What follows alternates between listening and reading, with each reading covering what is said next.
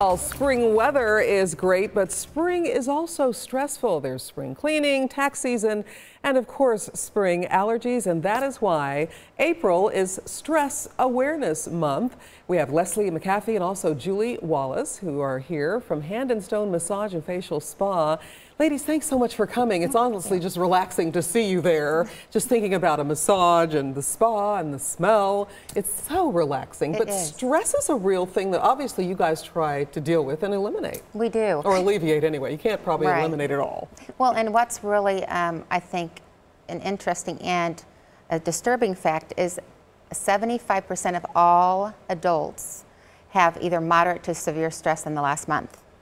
Wow. And of those 75%, 77 have stress that's related to a physical pain. Okay, so this isn't just stress, mental stress, you know, and just tension you get in your, but we're talking about real health problems. Real health problems. And in fact, 80% of all job-related stress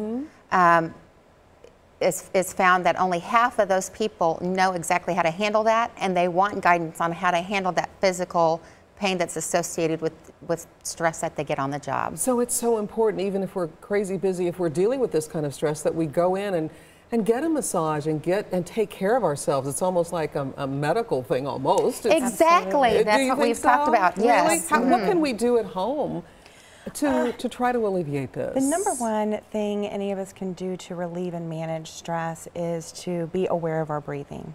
To make sure that we're breathing into the stomach and that we're keeping our breath out of the chest.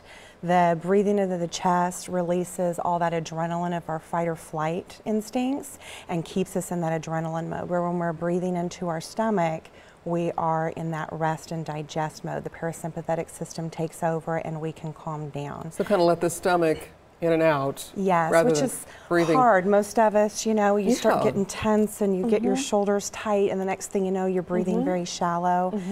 Being aware of it, calm yourself down and start breathing into your belly. The number one thing anybody can do. Well, that's a great tip. What else? Things to deal with, especially desk dwellers is what I call them. With a lot of tension in the neck from the phone and the keyboard, and a lot of tension in the arm from the keyboarding. So a couple of things that we like to do is just take your knuckles, your fingers, and press them into that base of your head and just rock your head on it. Let your head fall over your fingers and let that tissue just soften up. That tension in there is what can create some of the headaches and the stress that results in pain in the upper part of our body here. And for our arms, you have about 5 muscles here in this flexor group that deal with your finger extensions. So those that are typing all day, just getting yourself in a position where you can really squeeze down on some of those and then move that hand around.